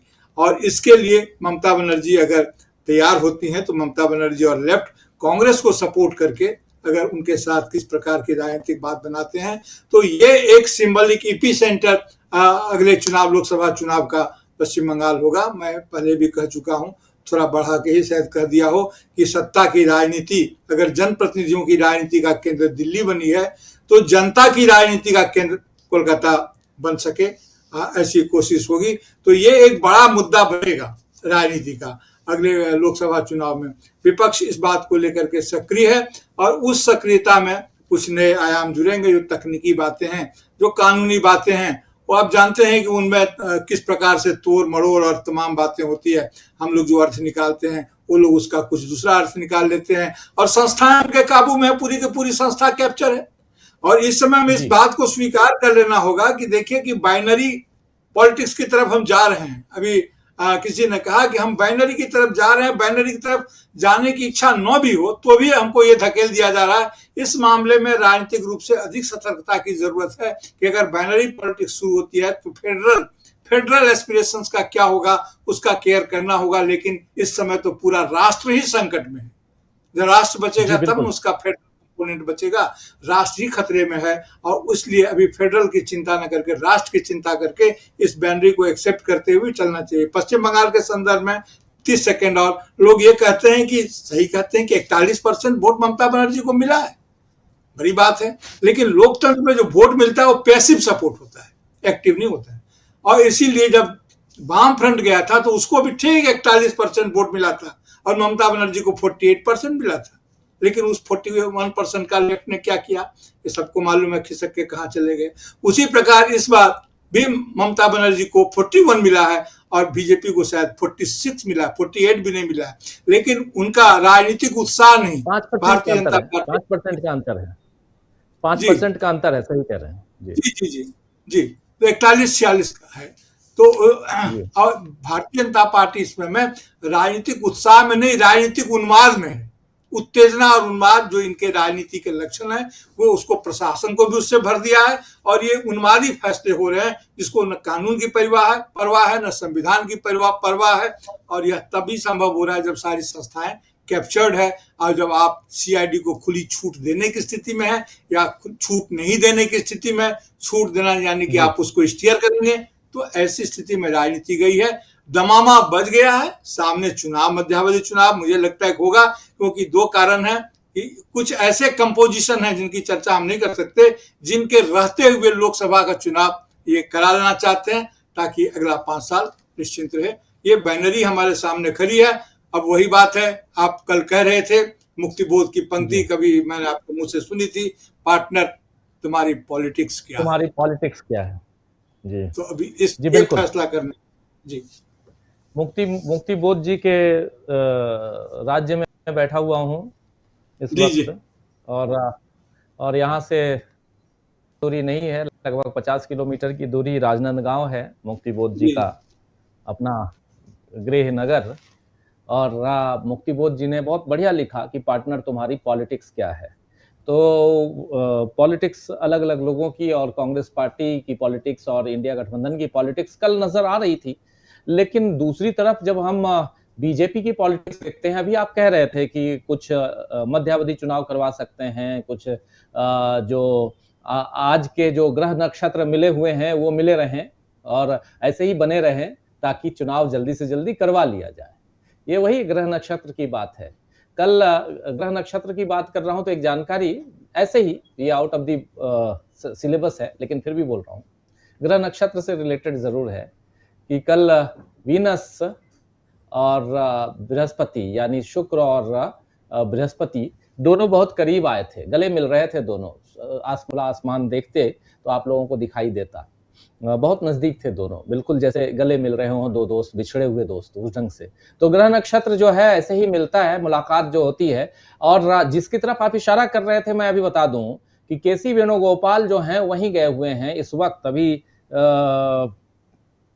भारत का निर्वाचन सदन जो है वहीं केसी वेणुगोपाल अपने दलबल के साथ अभी पहुंचे हुए हैं। थोड़ी देर में विजुअल आएगा, बाइट आएगी तो वो भी सुनाऊंगा। यानी चुनाव आयोग ज्ञानेश कुमार से मिलने कांग्रेस पार्टी का डेलीगेशन गया हुआ है केसी वेणुगोपाल के लीडरशिप में। तो देखते हैं। आना चाहता हूं अमलेंदु जी आपके पास। अमलेंदु जी, कैसे देखा जाए, टीएमसी के गद्दारों की जाएगी सदस्यता, जाएगी या और बन जाएगी? यहां पर एक छोड़े 15 साल तक रहे, अरे यार तुम पसंद नहीं आ रहे, अब चलो बढ़िया भगवा रंग धारण कर लो, वॉशिंग मशीन तो है ही, सारे पाप धुल जाएंगे।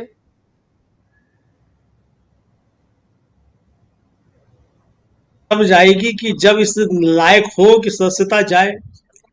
भाई पहले जो है वो जो 10 या 12 बताए जा रहे हैं, 12 से 13 तो हो, तब सदस्यता जाने की बात होगी।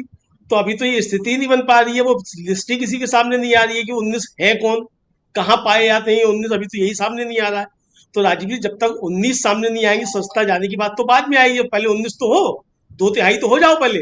जब 2/3 ही नहीं हो रहे हो तो अलग से गुट बनाने की बात छोड़ दीजिए और पार्टी में मर्जर की बात छोड़ दीजिए। अभी आप वही नहीं हो पा रहे हैं। और अगर आपने कोई पत्र सौंप दिया है बिरला साहब को, तो इसका मतलब आपने अपने पैरों पे खुद कुल्हाड़ी मार ली है। अगर कोई पत्र आपने सौंप दिया है और वो आपके पास पूरे नहीं हो पा रहे, जैसे कि बताया जा रहा है कि साहब बिरला साहब को कोई पत्र सौंप दिया गया, बिरला साहब का इस बारे में कोई बयान नहीं है कि कोई पत्र सौंपा गया है कि नहीं सौंपा गया है। ये खबरें जो भी आ रही है वो मीडिया में आ रही है या काकोली दस्तगीदार के हवाले से आ रही है कि हमने पत्र सौंप दिया है 20 लोगों का, लेकिन वो पत्र कहाँ है, उस पर किसके दस्तखत है, ये किसी को नहीं मालूम है। तो राजीव जी, अगर ये स्थितियां नहीं है तो ये संकट तो ज्यादा खड़ा हो जाएगा। तो ओम बिरला साहब भी क्या इनको बचा पाएंगे कि नहीं बचा पाएंगे? और इसीलिए टीएमसी राजीव जी काकोली दस्तीदार के अलावा किसी पर कोई कार्रवाई नहीं कर रही है, जिनके अभी नाम आ रहे हैं कि कार्रवाई अगर इन पर कुछ कर दी जाएगी तो ये तो स्वतंत्र हो जाएंगे, तो फिर इनको जो करना है वो करने की छूट मिल जाएगी। तो इसलिए टीएमसी भी कह रही है ठीक है, हम तुमको देखते हैं क्या क्या कर सकते हो। और मुझे लगता है कि अभिषेक मनु सिंघवी चूंकि उनके ममता बनर्जी के वकील रहे हैं, तो उन्होंने समझा दिया होगा कि क्या करना है, आपको क्या एक्शन लेना है, क्या एक्शन नहीं लेना है। हड़बड़ी में कोई कदम नहीं उठाना है, पहले इनको देखना है, इनकी चाल देखनी है क्या होना है, तो ये देखा जाएगा। अगर राजीव जी ये 19 नहीं होते हैं और अगर ये 10 या 12 भी टिके रहते हैं, तो फिर गलत मूव चल दिया है भूपेंद्र यादव या शुभेंदु अधिकारी के कहने पर इन लोगों ने, ये इनको समझ में आ जाएगा जो भी है। क्योंकि राजीव जी अब ये कहा जा रहा है कि कोई पत्र सौंपा है तो पत्र अगर सौंपा है तो पत्र सामने आना चाहिए, संसद का सत्र आएगा तब पत्र सामने आएगा, आना तो होगा ना, तब रोज जो है संसद स्थगित होगी कि भाई बिरला साहब पहले वो पत्र दिखाओ जो आपके पास आया हुआ है, किस किसने इस पर दस्तखत किए, किस पे दस्तखत नहीं किए। तो ये परिस्थितियां राजीव जी पैदा होंगी। ये मुझे लगता है राजीव जी की एक माहौल बनाने की कोशिश है। वही कि साहब 20 लोगों ने दस्तखत कर दिया है तो 20 के दस्तखत नहीं भी है, अगर 5 की दस्तखत है तो हर आदमी जो पहुंच जाए कि भाई जब 19 के दस्तखत होगा तो 20 में मेरा भी हो जाए, तो इस तरीके से पूरे हो जाए 19 दस्तखत। तो वो दस्तखत अभी पूरे नहीं हो पा रहे हैं, तो अभी तो राजीव जी लगता यही है। बाकी अब जो कहा है, आज कीर्ति आजाद ने बहुत सख्त शब्दों में कहा, हम लोगों ने दिन में भी इसको सुनवाया था कि इन गद्दारों में अगर है तो क्षमता तो मतलब इस्तीफा देकर चुनाव लड़कर दिखाएं। तो राजीव जी इस्तीफा देकर चुनाव लड़कर कैसे, मतलब बीजेपी फिर टिकट दे देगी इनको? भाई जिनकी राजीव जी गर्दनें इतनी ज्यादा फंसी हुई हैं कि वो अब जिस पार्टी में, अब काकोली दस्तीदार कह रही है मैं तो 40 साल से जो हूँ ममता बनर्जी के साथ हूँ, तो 40 साल तक आप ममता बनर्जी के साथ नहीं हो, 40 साल तक आपको ममता बनर्जी में कोई खोट नजर नहीं आया, और जैसे ही बीजेपी वहां सरकार में आ गई आपको ममता बनर्जी में खोट नजर आने लग गए। तो भाई जिनको खोट नजर आना था उनको पहले से खोट नजर आने, 40 दिन नहीं रुक पाए, 40 दिन नहीं रुक हाँ पाए। 40 दिन नहीं रुक पाए, 40 दिन तो बहुत राजी की, वो तो 4 दिन नहीं रुक पाई थी, 4 दिन बाद उन्होंने दे दिया था कल्याण बनर्जी के खिलाफ पत्र जो इनको ओम बिरला को, और इस्तीफा तीसरे दिन दे दिया था अब जिलाध्यक्ष के पद से। तो मतलब वो आप तो 4 दिन नहीं रुक पाई। तो राजीव जी ये जिन लोगों की इतनी क्षमता नहीं है कि 4 दिन भी इंतजार कर सके और 40 साल का वास्ता दे रहे हैं, तो समझा जा सकता है काकोली घोष की अगर कोई मजबूरी है राजीव जी, तो बाकी 19 की तो कोई मजबूरी इस तरह की नहीं होनी चाहिए। अगर बाकी 19 की भी मजबूरी है तो ममता बनर्जी को अपने आज इंटरोस्पेक्ट करना चाहिए कि आखिर ऐसे मजबूरी भी वाले आपने लोग क्यों ले लिए। अब वो जिन पठान साहब का राजीव जी जिक्र आ रहा था, क्रिकेटर जो है, अब उनके बारे में खबर आ रही है कि यूसुफ पठान, उनके बारे में आ रही है कि उन्होंने गुजरात में किसी सरकारी प्लॉट पर कब्जा किया हुआ है और हाईकोर्ट ने उनको कड़ी फटकार लगाई है कि आप सरकारी जमीन पर कब्जा कैसे कर सकते हैं। तो अब वो प्लॉट बचाने के चक्कर में है कि जेल जाने से बचे, तो इसके लिए वो दिल्ली भागे भागे फिर रहे हैं। अब ये भी चर्चा चल रही है। तो ऐसे ही अगर कुछ लोग आ गए हैं जो अपने को जेल जाने से बचाने के लिए, और प्लॉट उनके सुरक्षित रहें और जेल भी ना जाए, इसके लिए अगर लोग दौड़े फिर रहे हैं, तो राजीव जी यहाँ बेचारे, उसकी तो कोई सवाल है बचता ही नहीं है। लेकिन मुझको फिर भी लगता है राजीव जी कि अभी भी ये इंतजाम काकोली दस्तीदार के जरिए भारतीय जनता पार्टी नहीं कर पाई है कि 19 लोग हो जाएं ताकि उनका मर्जर कराया जा सके बीजेपी के अंदर।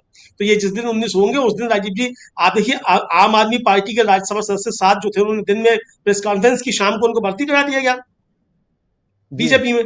अगर ये 19 थे तो अगर गए हुए पत्र 3 दिन हो गए हैं, तो अब तक भर्ती क्यों नहीं कराया इनको बीजेपी में? भाई ये तो बड़ी बड़ी जीत होगी ना आपकी लोकसभा में। आप जो है नीतीश बाबू, चंद्रबाबू नायडू से आपका पिंड एक तरीके से छूटेगा, मतलब उनके दबाव से आप छूटेंगे अगर ये आपके पास आ जाते हैं, तो आप नहीं कर रहे हैं। इसका मतलब राजीव जी ये कुछ नहीं है, अभी ये तोड़ने की कोशिश कर रहे हैं, तोड़ नहीं पाए हैं। मुझको राजीव जी ऐसा लगता है।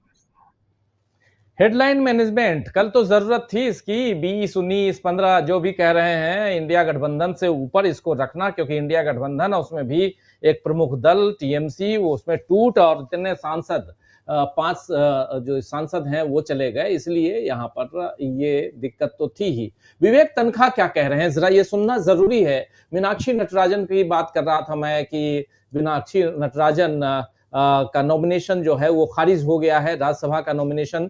दिग्विजय सिंह अपनी जगह पे, दिग्विजय सिंह नहीं कर पाए, लेकिन मीनाक्षी नटराजन जो हैं वो उनको दिया। दिग्विजय सिंह ने कहा कि मुझे और क्या चाहिए, 5 बार विधायक, 2 बार मुख्यमंत्री, 2 बार राज्यसभा सांसद, और क्या चाहिए, सब कुछ तो दे दिया कांग्रेस पार्टी ने, और क्या चाहिए मुझे। मीनाक्षी नटराजन को राज्यसभा भेजना चाहते थे लेकिन नहीं भेज पाए। तो वो वरिष्ठ वकील हैं विवेक तनखा, साथ में राज्यसभा सांसद भी हैं, और लीगल चीजों को ये देखते हैं, मध्य प्रदेश का तो खासकर, और मीनाक्षी नटराजन का भी देख रहे होंगे। जरा सुनते हैं क्या कह रहे हैं, क्या जस्टिफिकेशन है, सुनिए जरा। खबर आई है कि मीनाक्षी नटराजन जी का राज्यसभा का जो नामांकन था एज अ कांग्रेस कैंडिडेट निरस्त कर दिया गया है। मैंने तो पेपर्स जांच किए हैं, ये अब केस वोट चोरी का नहीं है, ये अब केस है सीट चोरी का। खुलेआम प्रजातंत्र के साथ डाका हुआ है। अब आप कहेंगे कैसे? उन्होंने कोई ऐसी चीज नहीं छुपाई थी जो वो डिक्लेयर कर सकती थी। उनके अगेंस्ट कोई एफआईआर नहीं थी।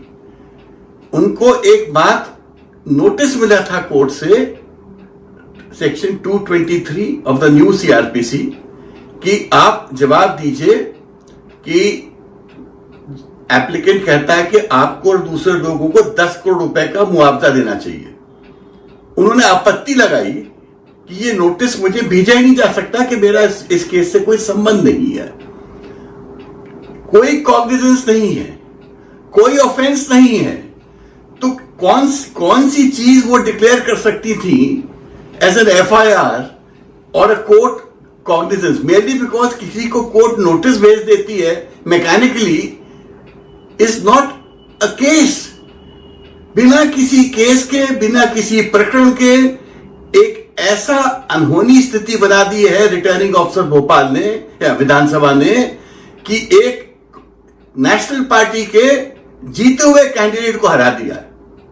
यह बहुत ही दुखद है, ये प्रजातंत्र की हत्या है, और हमको पता है कि इसके अगेंस्ट चुनाव याचिका लगाई जाती है। बट स्पेशल सर्कमस्टांसेस में मैं अपनी पार्टी को एडवाइस करूंगा कि हमको सुप्रीम कोर्ट जाना चाहिए, इनको बेनकाब करना चाहिए, इनको एक्सपोज करना चाहिए, क्योंकि अगर प्रजातंत्र में इस प्रकार से नॉमिनेशंस का रिजेक्शन का सिलसिला चलता रहा तो इस देश में कोई प्रजातंत्र नहीं रह जाएगा। ये एक प्रकार से प्रजातंत्र का, डेमोक्रेसी का अंत है। जय हिंद। तो सुन रहे थे आप यहाँ पे जो कह रहे हैं, ये बहुत ही गंभीर मामला है प्रशांत जी, बहुत गंभीर मामला है, जिसमें ये कह रहे हैं, अभी हम लोग बात कर रहे थे, एक नोटिस दिया गया है और उस नोटिस का जवाब दें, और उसमें कोई ऐसा तो है नहीं कि एफआईआर है आपके खिलाफ या किसी केस में आप हार गई हैं और आपको सजा हो गई या आपने बताया नहीं। ये तो अपने आप में बहुत गंभीर है। जरा स्वामी जी आ गए हैं, जल्दी से पहले स्वामी जी को लेता हूं, फिर प्रशांत जी आपके पास आता हूं। स्वामी जी, अभी आप सुन रहे थे, यहाँ खेल क्या हो गया है? देखिए वोट चोरी तो ठीक है, ये तो पूरा का पूरा इलेक्शन और एक कैंडिडेट चोरी। ये कैंडिडेट को बाहर करो और अपने कैंडिडेट को बैठाओ, क्योंकि 10 सीटें और यहां पर जीत के लिए जहां तक 58 वोट चाहिए, मुझे ध्यान नहीं 58 या 54 है, सही चाहिए, और 63 वोट ऑलरेडी है कांग्रेस के पास, और कांग्रेस ने अपने विधायकों को वहां से शिफ्ट किया है। और इस बीच ये खेल हो गया मध्य प्रदेश में। स्वामी जी। नहीं राजीव जी, असल में यही समस्या है जो तनखा साहब अभी कह रहे थे। भाई अगर मान लीजिए कोई अपने एफिडेविट में ये लिख के दे कि साहब मेरे पास ये डिग्री है, मैं लिख के दूं कि मैंने इंजीनियरिंग किया, आपने लिखा कि मैं रूस से इंजीनियरिंग करके आया हूं, और ये एफिडेविट में दें, और उसके बाद प्रूव हो जाए कि मेरे पास वो डिग्री नहीं है। भाई इसीलिए तो देखिए नीतीश कुमार के बेटे की बात जब ये क्लियर हुई कि उन्होंने इंजीनियरिंग की है या नहीं की है, अब उनके अगर इतने बैक पेपर्स आ गए कि वो पूरी इंजीनियरिंग नहीं कर पाए, एमएलसी का अगर पेपर ना फाइल करते तो ये बात क्लियर ना होती। लेकिन क्योंकि चुनावी एफिडेविट में आप एक गलत इंफॉर्मेशन नहीं दे सकते। अगर मान लीजिए अपनी क्वालिफिकेशन के बारे में कोई आदमी गलत इंफॉर्मेशन दे रहा है, या मान लीजिए चुनावी हलफनामे में मैं लिख रहा हूं कि मैं शादीशुदा हूं या परित्यक्ता हूं या मैंने तलाक ले लिया, वो उसे स्पष्ट नहीं कर रहा है, तो क्या वो एफिडेविट, क्या वो पर्जरी नहीं है? देखिए यहाँ पे जो है, तो इसका मतलब यह है कि जितने भी इस प्रकार के केसेस हैं जहां भी चुनावी हलफनामे में और बाद में पता चला है कि हलफनामे में गलत सूचना दी गई, उनके चुनाव को निरस्त कर देना चाहिए। तो ये तनखा साहब देखिए बिल्कुल सही कह रहे हैं। इसका मतलब यह है कि अब तो लोकतंत्र की बात ही करना मुश्किल है।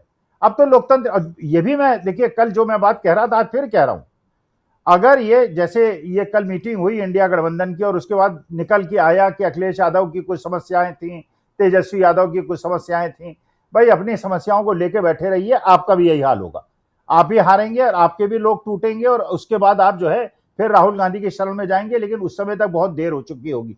मुझे ये भी बात नहीं समझ में आ रही जो कल मैंने कही थी कि कोई भी आंदोलन नहीं कर रहा है, कोई भी आंदोलन नहीं कर रहा है, और आम आदमी पार्टी का इसमें सम्मिलित ना होना, इसका मतलब यह है आम आदमी पार्टी बिल्कुल ओवैसी साहब की तरह, मायावती की तरह, हुमायूं कबीर की तरह, बिल्कुल। तो बड़ा देखिए लड़ाई बड़ी मुश्किल है, जनता इनके साथ है, लेकिन जनता के साथ होने का भी क्या फायदा उठा लेंगे जब पूरे विधायक आपके पास हैं, और उसके बावजूद अगर 24 घंटे के अंदर ये निर्णय हो जाता है, भाई किसी ना किसी ने तो बताया होगा इनके पास कोई केस है, इनके ऊपर कोई केस है, भाई अगर वो मान लीजिए तो, लेकिन इसका मतलब जितने लोगों ने चुनावी हलफनामे में गलत दिया, पर्जरी की है, उनको सबको दंड मिलना चाहिए। लेकिन कहीं तो माननीय कोर्ट कह देता है कि नहीं, हम आप पे फाइन लगाएंगे, आप किसी की डिग्री, भाई डिग्री की अगर मिलेगी तभी तो मिलान कर पाएंगे कि एफिडेविट में क्या था और डिग्री में क्या था। लेकिन चलिए अब ऐसा ही अगर हमारे देश की राजनीति चलनी है, हमारे जो लोग हैं उनको अब गैस सिलेंडर नहीं मिलने हैं, दाम बढ़ते जाने हैं, जनता को इसी प्रकार करना है,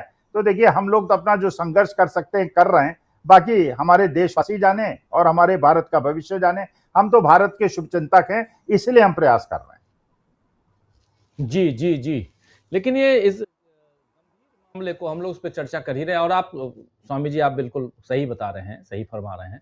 जरा प्रशांत जी आपके पास भी आना चाहता हूं। प्रशांत जी कैसे देखा जाए ये? देखिए एक तरफ टीएमसी को तोड़ने की बात, अभी एक सीट के लिए मध्य प्रदेश में, और विवेक तनखा छोटा मोटा आदमी नहीं है, सुप्रीम कोर्ट का एडवोकेट है, राज्य सांसद हैं, कांग्रेस पार्टी के नेता हैं, तमाम लीगल पहलुओं को, पॉलिटिकल पहलुओं को समझते हैं अच्छी तरह से, और वो बता रहे हैं कि यहाँ, और हालांकि कांग्रेस पार्टी गई है यहाँ दिल्ली में चुनाव आयोग के पास इसी की शिकायत करने के लिए, लेकिन खेला तो कर दिया।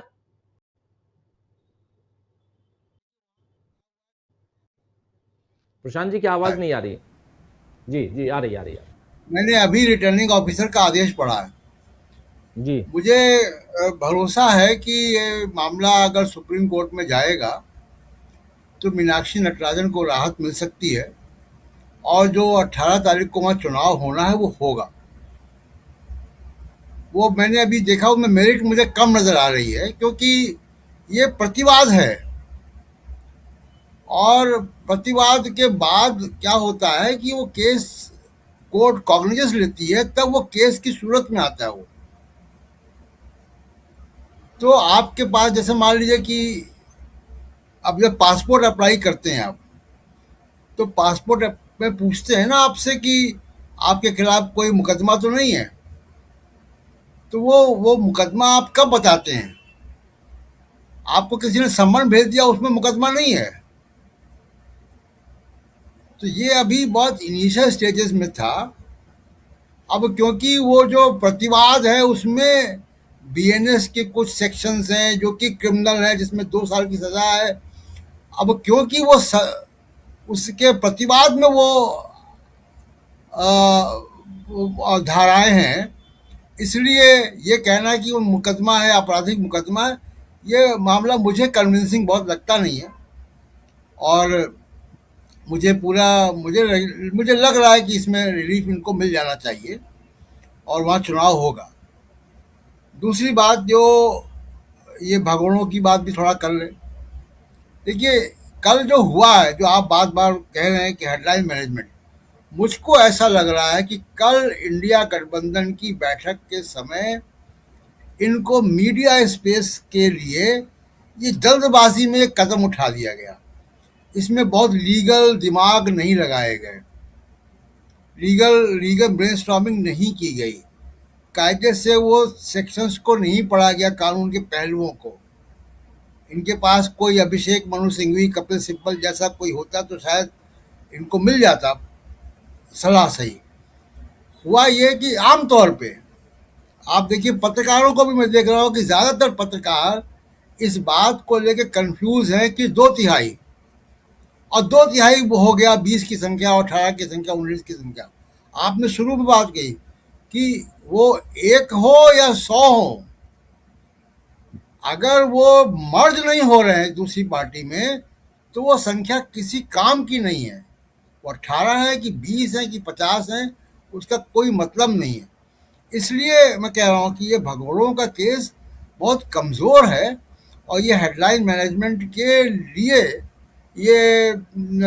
इस चक्कर में लोगों ने ऐसा कर दिया कि जल्दबाजी में इंडिया गठबंधन की बैठक को से हेडलाइन हटाने के लिए ये जल्दबाजी में कल कर दिया। और उसमें दूसरी चीज़ जो है इम्पॉर्टेंट है कि जो दिखाई दे रहे हैं वो भूपेंद्र यादव के साथ, इसको माना जाएगा कि अनुशासनहीनता है। काकोली घोष का चीफ विप का वैध नहीं है। इसलिए आप देखिए कि अभी तक बिरला जी की कोई रूलिंग नहीं आई है। तो या तो ये जो भगोड़े हैं ये बीजेपी के साथ मर्ज हो जाएं, तो ये बच जाएंगे। अगर ये वाकई में 20 हैं, तो जो मुझे लग रहा है कि 20 नहीं है, या ये कांग्रेस के साथ मर्ज हो जाएं, तो ये बच जाएंगे। कहीं ना कहीं इनको मर्ज होना पड़ेगा। ये छुट्टा नहीं घूम सकते ऐसे। ये 10 हो, 15 हो, 20 हो, ये कानून है ही नहीं। तो मुझको लगता है कि बगैर कानूनी सलाह के केवल हेडलाइन मैनेजमेंट के लिए लोग आगे बढ़ गए और ये मुसीबत है कि इनके गले की हड्डी बन गई है। दूसरी एक इम्पॉर्टेंट बात, पॉलिटिकल बात राजीव जी, इसमें ये है कि मोदी जी कांग्रेस का काम आसान कर रहे हैं। आप देखिए कि इंडिया गठबंधन में ममता बनर्जी कांग्रेस के लिए कितना बड़ा सरदर्द थी। अभी उनको मैनेज करना आसान हो गया है ना। तो ये बाकी उनका जो वोट शेयर है वो रहेगा। वो ये जितने भगोड़े एक भी अपने आप में जीत सकता। तो ममता बनर्जी की लोकप्रियता भी वहाँ पे वापस आ जाएगी क्योंकि सिंपैथी मिलेगी। बंगाल के लोग भी देख रहे हैं कि सरकार ने अभी काम ही करना नहीं शुरू किया। अभी प्रफुल्ल जी बताएंगे कि विभाग पता नहीं बटे कि नहीं बटे। तो वहाँ जो हो रहा है वो यही सब हो रहा है, तोड़ फोड़, सीआईडी, गाय 14 साल की गाय की 15 साल की गाय। तो अभी काम करना सरकार ने शुरू ही नहीं किया है। तो जब काम करना शुरू करेंगे तब उनका दिखाई देगा। तो बंगाल में जिन लोगों ने इनको वोट भी दे दिया होगा, हालांकि SIR की सरकार है, लेकिन फिर भी जिन लोगों ने वोट भी दिया होगा वो भी सोचेंगे कि कहाँ यार, ये तो काम ही नहीं हो रहा यहाँ पे। तो यहाँ तो अभी गाय की उम्र और गाय का आधार कार्ड बनेगा, वो सब होगा अभी वहाँ पे। तो ये सरकार काम नहीं कर रही है। तो ये जो इसके बाद चुनाव होगा, उस चुनाव में ममता बनर्जी की स्थिति ठीक रहेगी। कांग्रेस की मदद इसमें ये हो गई कि कांग्रेस को अलायंस पार्टनर्स की जो का मैनेजमेंट है वो आसान हो गया है। ये मोदी जी ने जरूर मदद कर दी है। जी राजू। जी जी। अनिल जी, क्या यहाँ आपको लगता है कि एक जिस ढंग से नरेंद्र मोदी और उनकी पार्टी दूसरों को दूसरे तोड़ने हुए हैं, इससे उनको जितना होना चाहिए उतना होता है? आवाज आ रही है मेरी? हाँ, आवाज थोड़ा सा और लाउड थोड़ा सा। हाँ, मैं ये कह रहा हूँ कि जिस ढंग से पार्टियां लगे हुए हैं नदी और जो है वो तोड़ने में, क्या यहाँ पर उतना बेनिफिट मिलता हुआ दिखाई देता है? मुझको लग नहीं रहा है, ये सही कह रहे हैं कि उतना उनको मिलने वाला नहीं, क्योंकि अगर होता तो वो लोग आ जाते प्रेस में आकर के सामने, सब लाइन लगा के सब अपना फोटो खिंचवाते। लेकिन ये फोटो अंदर से ही आ रहा है, कोई अभी तक 20 का संख्या उनकी पूरी नहीं हुई है। दूसरा है क्या कि ये सूरत मॉडल है जो हुआ है आपके मध्य प्रदेश में। सूरत में निर्विरोध निर्वाचित हो गया उनका लोकसभा सांसद, तो जैसे तैसे मैनेज करके। लेकिन यहाँ दिक्कत क्या है कि वो ये बहुत कमजोर है। उसमें जो केस कॉग्निजेंस जिसका कोर्ट ने लिया नहीं है, वो कह रहा है क्या कि वो केस है, तो केस नहीं है, नोटिस है, तो नोटिस को केस माना जाए कि नहीं, हम मुझको डाउट लगता है। दूसरी बात यह है क्या कि वो अपने से ही तुरंत इन्वेस्टिगेट, वो तो शिकायत की उसने, महेश केवट ने जो है वो उसने ऑब्जेक्शन लिया, तो ऑब्जेक्शन की जांच करोगे ऐसे मतलब कि कुछ अपने मन से कर लोगे, ऐसे तो संभव नहीं है, मुझको नहीं लगता। दूसरी चीज ये है कि मुझको लग रहा है क्या कि काफी वो सही कहा उन्होंने कि ये जो पॉलिटिकल रीअलाइनमेंट होना चाहिए, वो रीअलाइनमेंट आप खुद मतलब उसकी पॉसिबिलिटी उन्होंने मतलब कर दी, ठीक कर दी, रास्ता बना दिया मोदी जी ने। अब कोई अगर थोड़ा बहुत जो वैसिलेशन था कि इधर उधर जाए या ममता बनर्जी कुछ बीच वाला स्टैंड ले, वो अब उसको उन्होंने कांग्रेस की तरफ कर दिया। अभी है क्या कि ये सब सारे लोग जो है, इसमें से कोई वोट कैरिंग कैपेसिटी जिसको आपको कहते हैं, वो हमको नहीं लगता किसी के पास है। अब काकोली घोष या शताब्दी राय, ये लोग खुद चुनाव भले जीत जाए, लेकिन कोई उनका नहीं है। जो लीडरशिप टाइप की जिनकी क्षमता है, जैसे कल्याण बनर्जी है या ये है क्या कहते हैं कीर्ति आजाद है, महुआ मोइत्रा, वो सब खुल करके ही उसके खिलाफ में बोल रही है।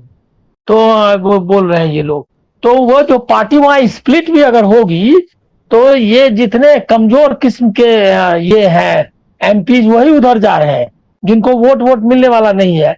तो उनके पास तो एक ही ऑप्शन होगा कि बीजेपी में जाए। तो बीजेपी में जाने से बीजेपी को कितना फायदा होगा मालूम नहीं, लेकिन इनको भी उतना आसान नहीं रहेगा ये करना, क्योंकि वहां तो बाकी लोग भी बीजेपी में लाइन लगाए हुए होगा ना, जो लोकल अभी तो जीत के आई है पार्टी, तो काफी रेसिस्टेंस होगा। हमको लग रहा है पूरा केओटिक केओस, हमको लग रहा है उनका कोई उद्देश्य नहीं है।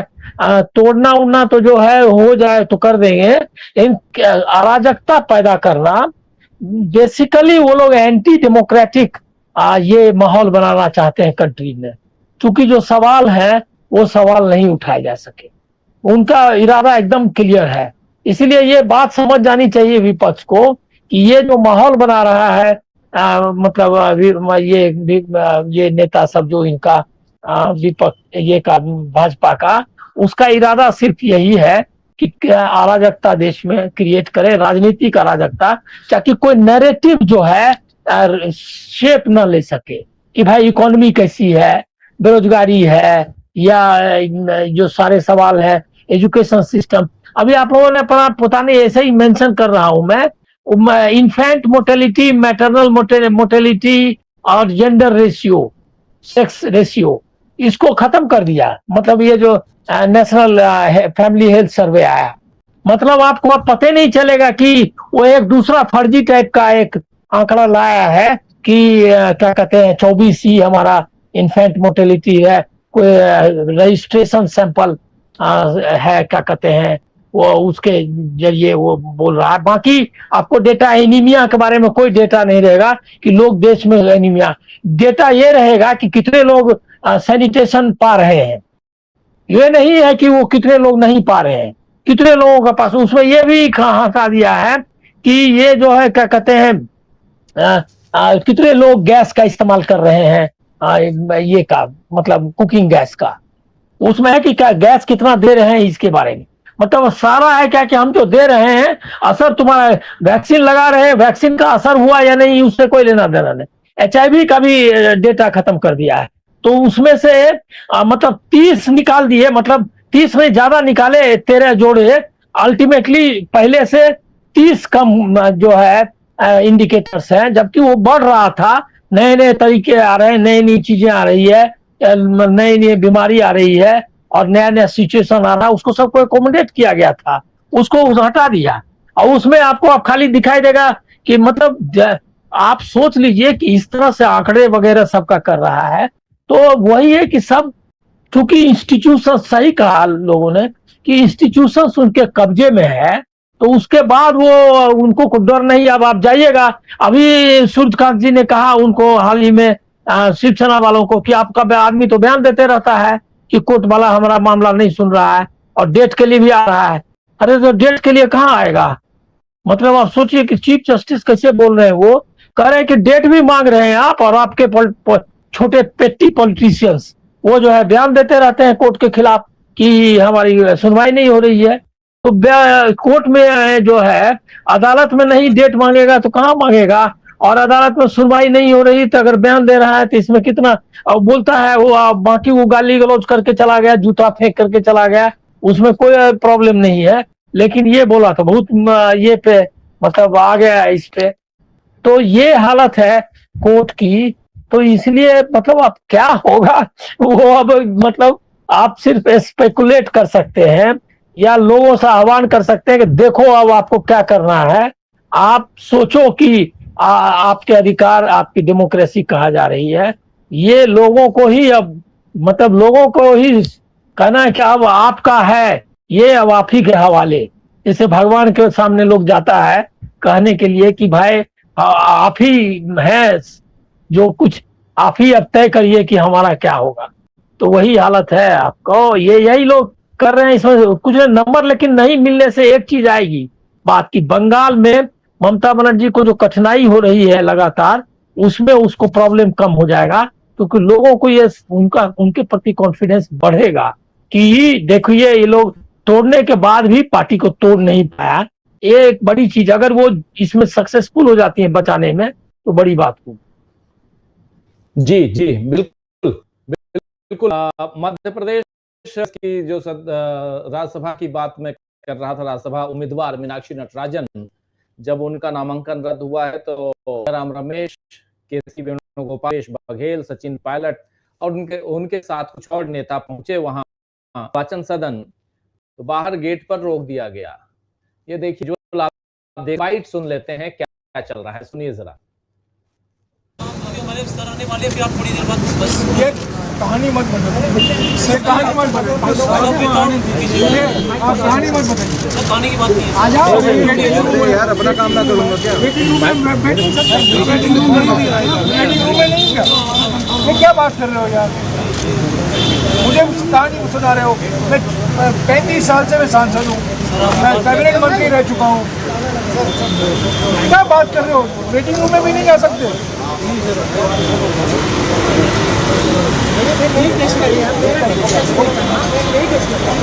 ठीक है, कुछ तो मैं क्या करता हूँ, मैं कुछ नहीं किया। अरे सर मुझे बहस मत करो ना, क्या है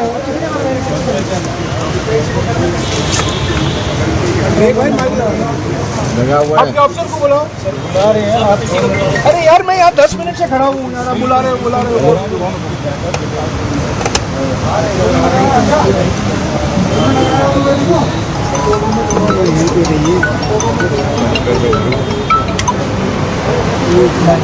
हमें बस अपनी याचिका देनी है, हमारे कैंडिडेट क्वालिफाई किए गए हैं, अब 24 घंटा भी हुआ है कि हमें मशीन में आना पड़ रहा है। आप जानबूझकर हमें यहाँ खड़े कर रहे हो, ये नहीं करवा रहे हो जानबूझकर। कम से कम 100-200 बार आदमी ने 5 मिनट अंदर देखो ये सब जानबूझ कर किया जा रहा है। तो हमें देरी कंधे में टांगने वाला हमें देरी याचिका दी, मैं कह रहा हूं याचिका दी खड़े हो गए, ठीक है तो कंट्रोल रूम में जाएंगे 5 मिनट से जल्दी से। ये 5 मिनट बहुत खतरनाक हो सकता है, मैं आपको बताऊं। तो किसी पिटीशन का सवाल है क्या, मैंने कभी नहीं देखा है सर 40 साल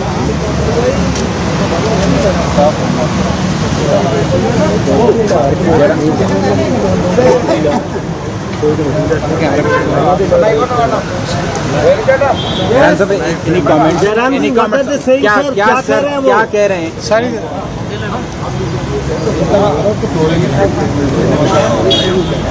सर, क्या कोई मैसेज नहीं दिया गया था पहले?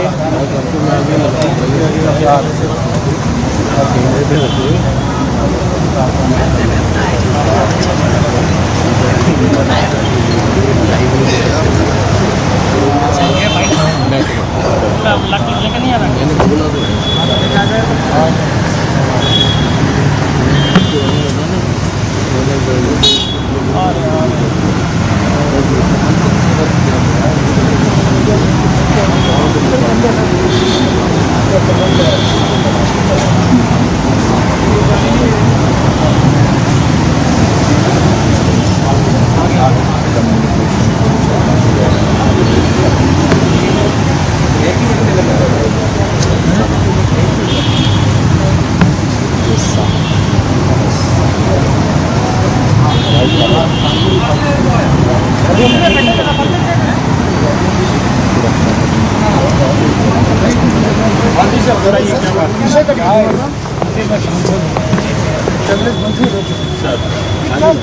जेल के माफी क्या याचिका सर, आप याचिका को लेकर कोई आपका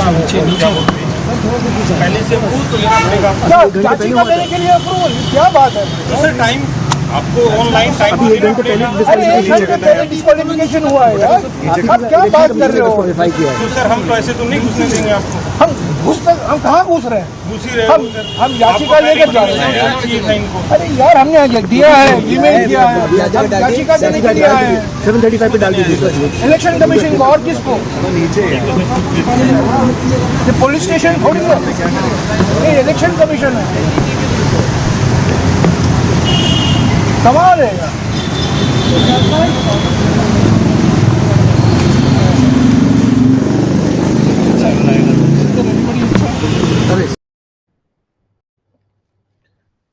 तो सुन रहे आप यहाँ पे जरा प्रफुल्ल जी, प्रतिक्रिया, आप धरने पे ये लोग आवाज नहीं आ पा रही सर। जी जी प्रशांत जी कुछ बोल रहे हैं। देखिए, ज्ञानेश कुमार अपने दफ्तर में बैठे हुए हैं राजीव जी, और वो संवैधानिक पद पे हैं। उनकी संवैधानिक ड्यूटी है कि पॉलिटिकल पार्टी के रिप्रेजेंटेटिव से मिलें, और वो मेंबर ऑफ पार्लियामेंट हैं। वो 40 साल से मेंबर ऑफ पार्लियामेंट हैं। तो अगर ज्ञानेश कुमार दफ्तर में है ना, उनके घर नहीं है ये, वो क्या वो ऐसी अवस्था में है चुनाव आयोग में कि वो मिल नहीं सकते किसी से? वो किस अवस्था में है वहां पे कि मिल नहीं सकते? और अगर ऐसा ही स्थिति है, तो अगर आपको मिलना ही नहीं है तो इनका दफ्तर भी कुतुब मीनार की सबसे ऊपर की मंजिल पे बना दिया जाए, फिर इनको कुतुब मीनार में रहना चाहिए। फिर यहाँ पे एक सार्वजनिक स्थल पे इनको क्यों बैठाया हुआ है? ये जनता के पैसे पर बैठे हुए हैं वहां पे, और जनता के रिप्रेजेंटेटिव से अगर आप नहीं मिल सकते हैं तो किस काम के चुनाव आयुक्त हैं आप? ये उनका घर नहीं है, या उनका फार्म हाउस है। ये गुप्ता जी एक सरकारी पद पे हैं, और उनकी ड्यूटी है राजनीतिक लोगों से मिलना। मुझको नहीं लगता कि ज्ञानेश गुप्ता जी किसी ऐसी अवस्था में है जो मिलना मुनासिब नहीं है। जी राजीव जी, मेरी आवाज आ रही है प्रफुल्ल जी? जी आ रही है। कि आप जी जी क्या कहें इस पे? ये धरने पे बैठ गए वहां पे, अब जो बैठ गए हैं नेता भूपेश बघेल, जयराम रमेश, के वेणुगोपाल, सब।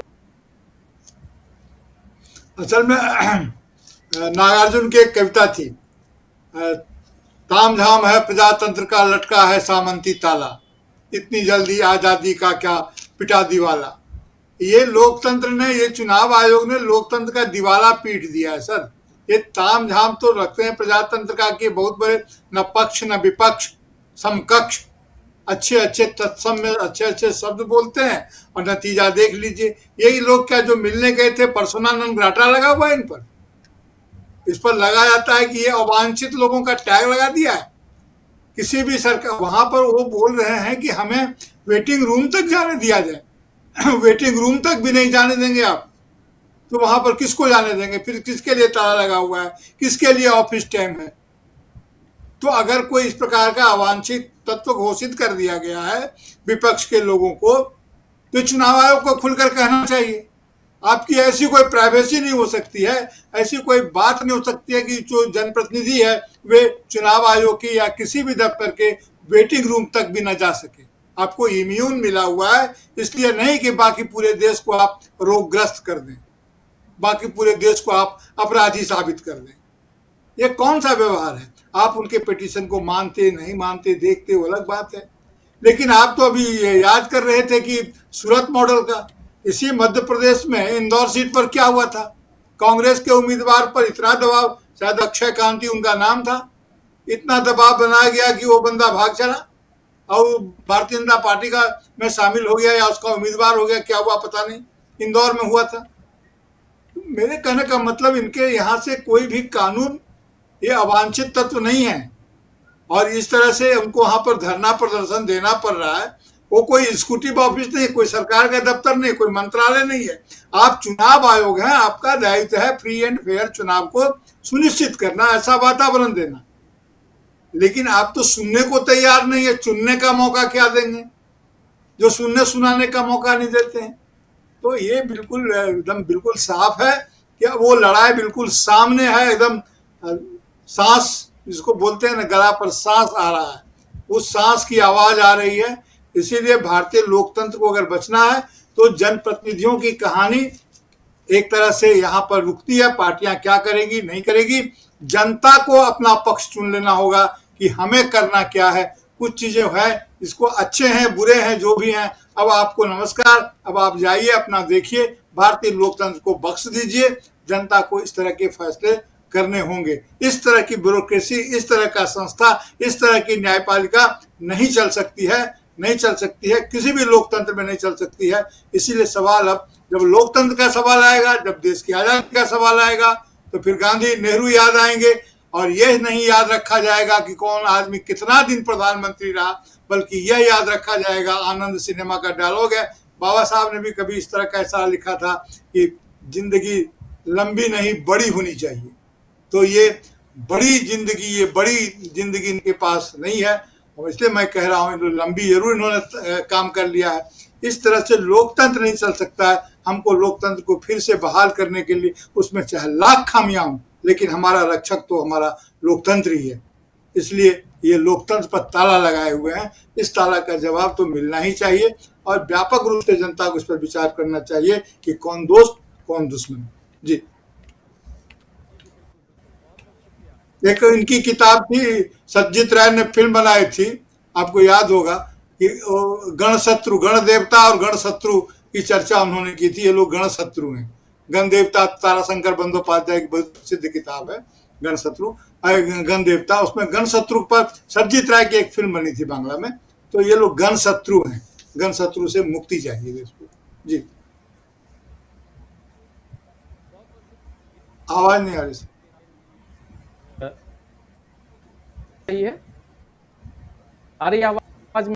कट क्या आ रही है? जी जी जी, शुक्रिया, बहुत शुक्रिया साथियों का। नेटवर्क थोड़ा डाउन है, मैं शहर से बाहर हूँ, रायपुर में हूँ, और नेटवर्क डाउन होने का थोड़ा सा ये है, लेकिन जो मुद्दे हैं वो आप लोगों तक हम रखने की रहे थे।